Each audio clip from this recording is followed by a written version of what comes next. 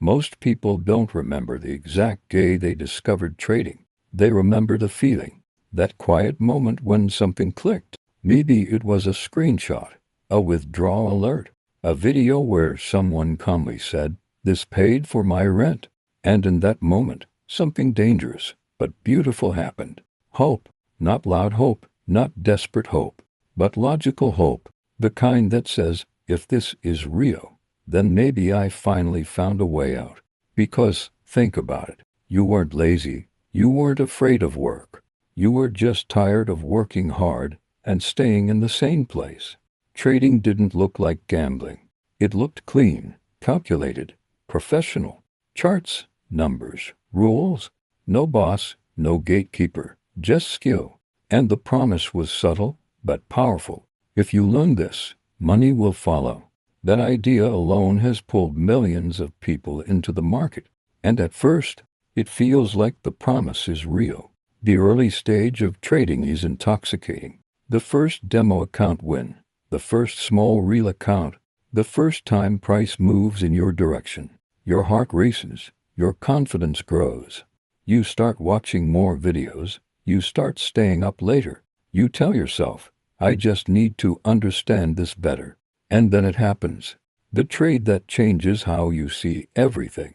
The one that wins big, not because it was planned, but because the market moved fast. That one win does something dangerous. It rewires your expectations. Suddenly, the timeline in your head shifts. You stop asking, can I become profitable one day? And start asking, how fast can I scale this? You imagine consistency before you understand it. You imagine freedom before discipline. And nobody warns you because nobody warned them either. Here's the part no one talks about. The market doesn't punish beginners immediately. It rewards them just enough to trap them. That early success feels like proof. But it's not proof of skill. It's proof of timing. And timing is temporary. But at this stage, you don't know that. You think the market is responding to effort. You think the hours you put in are finally paying off. And honestly, that belief makes sense. Because everywhere else in life, effort does eventually pay. School, work, business. So why would trading be different? That's the myth. The quiet one. The most dangerous one. That hard work should produce fast results. And once that belief takes root, everything else changes. Your patience shortens, your risk tolerance increases, your emotional attachment deepens. You don't feel greedy, you feel close. Close to consistency, close to freedom, close to proving something to yourself. And this is where the story truly begins. Because the market is about to introduce you to reality. Not violently, not all at once, but slowly and painfully.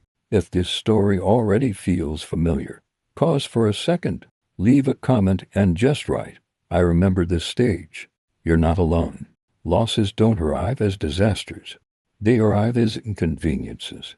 A stop-loss hit, a small drawdown, a trade that almost worked. At first, you brush it off. It's normal. Every trader loses. I'll get it back. And you probably do. Once, twice. But something subtle changes. You start watching trades more closely. You start feeling price instead of waiting for confirmation. Your confidence hasn't disappeared. It's just impatient now. You widen stops. You increase lot size slightly, not recklessly, just enough to speed things up. Because deep down, you're no longer trading the market. You're trading time. You want results to hurry up. Then comes the loss that hurts. Not because of the money, but because it violates your expectations. You didn't expect to still be here. You thought you'd be further along by now. So you do what almost everyone does. You try to make the market cooperate. You take trades you wouldn't normally take. You tell yourself you see something. And when that trade loses too, you don't just feel disappointment. You feel confusion. Because the story you were telling yourself is breaking.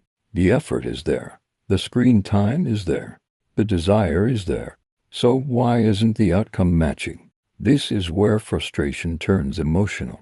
You start doubting strategies, then mentors, then yourself. You jump from system to system, not because you're careless, but because you're desperate for reassurance. Every new strategy feels like a reset button, a chance to restart the timeline. But resets don't fix expectations. They delay the lesson. Then comes the day that changes your relationship with trading.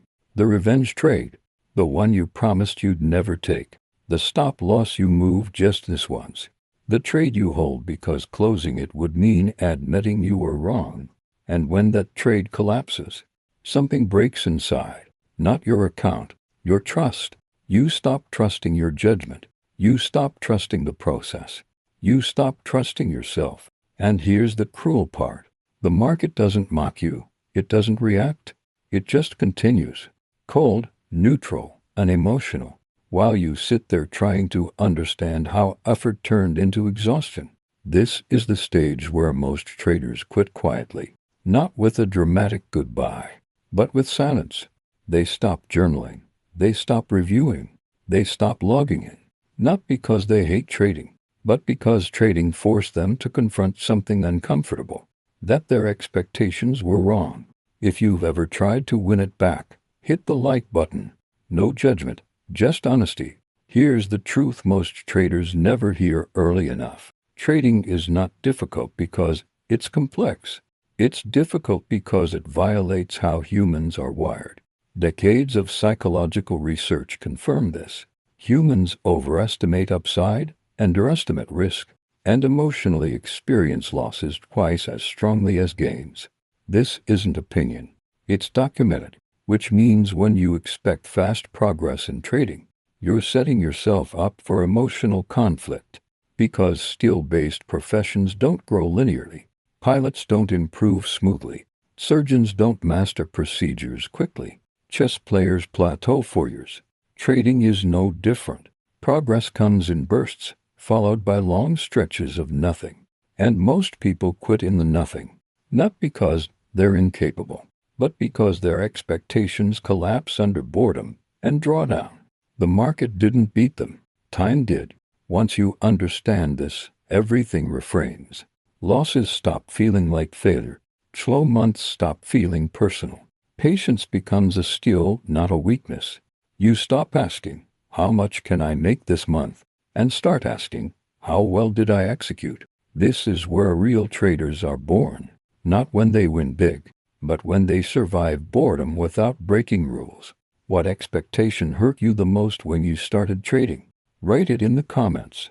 Someone else needs to read it. Trading doesn't need belief. It needs respect. Respect for risk, respect for time, respect for yourself. Once expectations are corrected, everything simplifies. Fewer trades, smaller size, longer timelines. And ironically, that's when consistency becomes possible. Not guaranteed, but possible. The market stops being an enemy and becomes a mirror. It shows you impatience, ego, discipline gaps. And if you're willing to listen, not rush, it teaches you. Slowly, quietly. So, if you're still here listening to this, you didn't fail trading. You just arrived with the wrong expectations. And that can be fixed. If you want more honest conversations about trading, no hype, no fake wins, no shortcuts, subscribe to this channel. And if this story helped you see trading differently, share it with someone who's still chasing speed. Because trading doesn't break people. Expectations do.